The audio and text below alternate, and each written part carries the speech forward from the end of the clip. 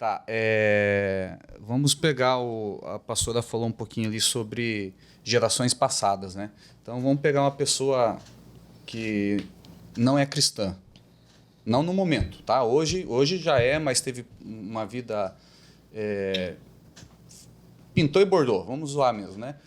Só que as gerações passadas, sei lá quantas, 14, 15, 20, também veio nesse processo. Isso é algo que tem que passar por um pastor, ou a pessoa pode fazer uma oração. Tem uma maneira correta de fazer isso daí? Claro, isso é essencial. É o tipo de coisa que é aquilo, você não faça isso sozinho em casa. Você precisa estar congregando, confiar no seu líder. Tem a mesma questão de sigilo. As pessoas não confessam pecado pela vergonha, por escândalo, porque já vazou muitas coisas na sociedade. Então, assim, é primordial. Quando a gente chega uma pessoa que ela tá com vício ou desencadeou alguma coisa, exemplo, ela veio com uma queixa de abuso. A avó foi, a mãe foi. A bisavó foi. Então, alguém precisa fechar. A gente precisa entender aonde isso aconteceu para ela rejeitar esse espírito que acompanha essa família. Alguém negligenciou esse cuidado de responsabilidade. Ou você pode ver também, ela se envolveu com um cara que ela não quer casar. Mas também a mãe não casou, a avó não casou, a bisavó não... Então, de certa forma, ela traiu essa pessoa para o quê? Validar o caos que era na família. Porque conscientemente eu vivi naquilo e é normal. É familiar para mim o adultério, é familiar para mim o abuso, é familiar para mim a desordem. Então, quando eu venho para Cristo, Jesus ele adiciona muitas coisas na nossa vida, mas a gente precisa remir, a gente precisa rejeitar o que é ruim e agregar o que é bom. E fazer esse mapeamento, esse desligamento com o pastor, com um líder que entende disso. Porque se a pessoa não está apta, ela vai te falar algumas coisas, os sintomas vão continuar. Ou ela não vai conseguir resolver e vai achar que está tudo certo. Porque as pessoas quando passam na escola, que elas têm 20, 30 anos de convertida, falam, não, mas eu já me batizei, Jesus já fez tudo. Ok, ele fez no espírito, mas você na alma e na vida física precisa refazer alguns caminhos. Exemplo, meu cônjuge traiu, ele vai lá pedir perdão para Deus, mas ele tem que confessar para mim. Ele tem que vir reconhecer, tem que falar com o seu... Então existe um processo. Deus te perdoa, mas quando você confessa, como diz a Escritura, ele te sara, porque é um processo. Então não adianta fazer caque só em Deus. Existe um processo também que você precisa ir em pessoas específicas que saibam lidar com isso para te agregar no processo. Com certeza. Essa questão da confissão, de você confessar com seus lábios, é muito pontual na Bíblia. Você vai perceber, eu já disse isso outras vezes, quase todas as vezes que Jesus se deparava com alguém que tinha algum problema, o cara era cego, o cara era paralítico, ele sempre fazia a mesma pergunta: o que você quer que eu te faça? E ele tinha que falar: eu quero ver. Eu quero ser curado. Então, assim, essa questão de você falar é muito importante, faz muito sentido o que a pastora está falando. Eu vou tocar no assunto agora, que cada vez mais o negócio tá engrossando aqui, tá ficando mais o caldo tá mais grosso. É um problema pontual também para muita gente. E você pode se estender na sua fala, tentar explicar da melhor forma possível. O que seria esse problema pontual? Eu conheço pessoas próximas a mim, amigos conhecidos, que eles falaram assim: eu nunca vou ter filho, eu sou pai de cachorro. Eu sou pai de gato. Eu sou pai de pet. Tem uma pessoa da família, parente, né? Parente da família, que ela chegou a falar assim, ó, eu não confio, não gosto de pessoas, eu confio em animais. E os meus filhos são os meus cachorros. E quando a pastora entrou aqui, ela tocou nesse assunto comigo e eu achei muito interessante a gente trazer essa informação para quem está assistindo.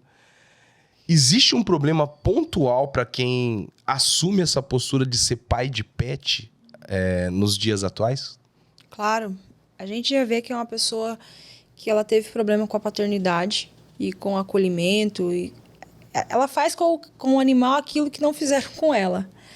Eu não quero ter filho, mas eu tenho 7, 8, 10 cachorro ou qualquer tipo de animal. Então, uma coisa que eu quero pontuar, eu quero ler aqui, que não é sobre o que eu acho, que está em Gênesis 2,19, que diz assim: havendo, pois, o Senhor Deus formado da terra todo animal do campo e toda ave dos céus, os trouxe a Adão para este ver como lhes chamaria.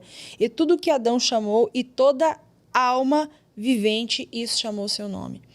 Animal tem alma. Animal tem sentimentos, emoções e desejo. Quando eu trago animais para o meu dia a dia, não é um pecado. Eles são domésticos. Aonde ele fica? Qual que é o propósito do animal? Para que ele veio? Eu vou ter um porco de estimação e eu vou deixar ele no meu quarto? Eu vou ter um avestruz na minha sala? Não condiz. Então, tanto quanto um cachorro, um passarinho, qual que é o propósito desse animal na terra? Aí eu trago o animal para dentro do meu quarto, da minha cama, ele solta alguns fluidos, aí toda vez que eu me chateio, eu me relaciono, eu beijo ele, fluido. Eu te amo, você é minha vida, só você me entende, porque principalmente o cachorro, ele protege o homem. Ele realmente é leal.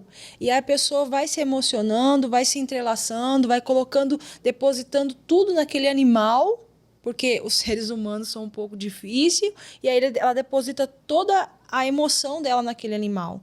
E aí acaba acontecendo essa ligação de alma, até que pode chegar em alguns pontos mais difíceis. Como alguns casos que eu já tratei. Você vai ver na internet também, uma pesquisadora ela foi chamada para testar um golfinho. E ela tinha que deixar ele extremamente apaixonado. E quando ela terminou a pesquisa, ele morreu. E em alguns casos que a gente tratou na escola, esse nível de envolvimento sentimental era tão grande que essa pessoa ela tinha relações com os animais. E ela, sabendo que era pecado, ela não conseguindo vencer, ela se cortava, ela chorava, ela tinha vários problemas. Porque era um nível de vício tão grande que quando ela não tinha, para poder vencer o pecado, o corpo dela dava alergia. É como se ela precisasse. Por quê? Porque ela foi abandonada, ela teve uma vida muito difícil. Quem que ela tinha? O cachorro. Um outro caso muito interessante é de uma mulher. Ela só tinha interesse e ela só chegava num ápice de orgasmo com o esposo se ela lembrava de um animal num ato de coito com o outro. E aí quando a gente vai mapear, é porque o pai dela fazia ela olhar quando ela era criança. Então, a memória dela registrou e ela tomou aquilo por prazer. Ela só conseguiria se fosse daquela forma. Outra feita, uma outra criança que, não sabendo, não sendo estimulada, não viu nada, ela abria as pernas, tirava a roupa para que os animais lambessem a sua genitária. Aonde estava? Não só no espiritual, não só na genética, mas o pai abria e dava lugar no computador assistindo os animais tendo relações sexuais. Ele não deu brecha, ele deu um lugar no campo da visão e trouxe para o ambiente dele na casa aquela esfera do quê? Os animais, essas coisas corrompidas. É pecado eu ter animal? De forma alguma. Mas eles têm um propósito e eles têm um lugar na nossa vida e a gente assim, precisa entender. Eu não vou ficar beijando cachorro. E quando diz eu sou pai ou eu sou mãe de pet, gente, a função mãe, a função pai, ela é muito linda, ela é muito além disso. Você não vai ver nas escrituras nada que respalde uma pessoa ser mãe ou pai de pet. Eu estou corrompendo aquilo que ele falou. Eu acabo colocando no animal aquilo que eu poderia dar para o ser humano. Mas por que você não quer ter filho? Por que você depositou nos animais? Porque alguma coisa te faltou, porque todo excesso também fala de uma falta. O que eu falo agora, depois de uma dessa aí? Fala pra mim. Bicho.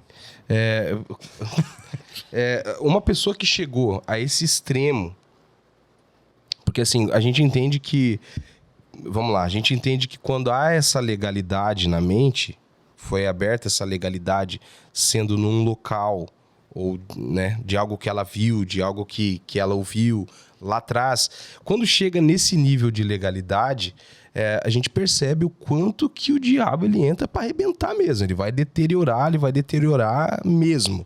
É lógico que a gente tá tratando aqui na internet e ninguém vai comentar ali, né? Olha, o meu amor é o meu totó. Não vai colocar ali, né? Mas o que a pastora poderia falar? Eu sei que existe todo um mapeamento, existe todo um tratamento específico, que não é num podcast que a gente vai apontar a solução, mas assim, de imediato, para talvez alguma pessoa que está assistindo que ela foi confrontada por essa fala. Cara, eu sou pai de pet. Eu dou mais valor para um cachorro, para um gato, do que para um ser humano. Eu não quero ter filhos pensando...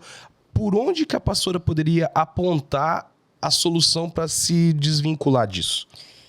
Primeiro ponto, toda vez que eu trazer algo ou abrir algo, em qualquer lugar, eu vou mexer com a tua ferida. Eu vou mexer com o teu pecado, eu vou mexer com o que você não gosta, mas não é sobre o que eu faço, sobre o que eu mexo, é sobre o que está dentro de você. Se alguma coisa te deixou desconfortável, você viu que você não gostou, isso revela o que você tem dentro de você que precisa ser tratado. Então, o primeiro ponto, como ele trouxe aqui, eu preciso reconhecer que eu tenho um problema.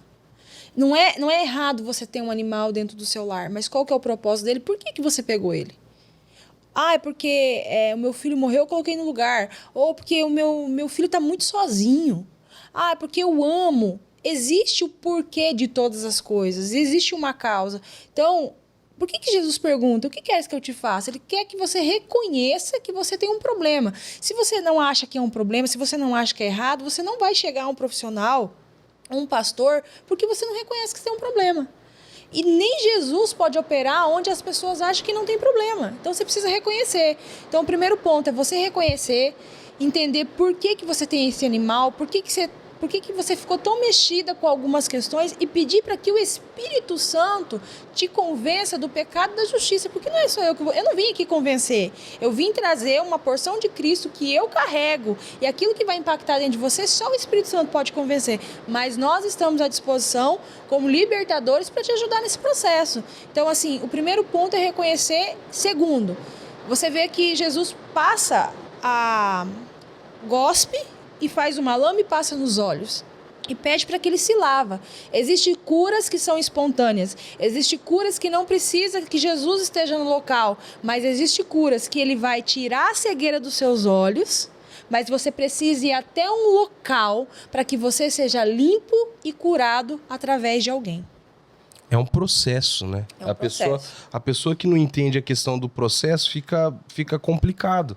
Porque tem gente que acha que esse tipo de libertação, ou que uma libertação em si, ela é daquele jeito, sai em nome de Jesus, eu vou para casa e acabou os meus problemas. E não é bem assim. Não é só chegar e falar isso aqui é errado, isso aqui é ligação de alma. Eu preciso trazer a responsabilidade do Criador dentro do princípio que ele estabeleceu. Se você não entender a responsabilidade, não adianta você fazer o processo, porque amanhã você vai fazer de novo. Exatamente.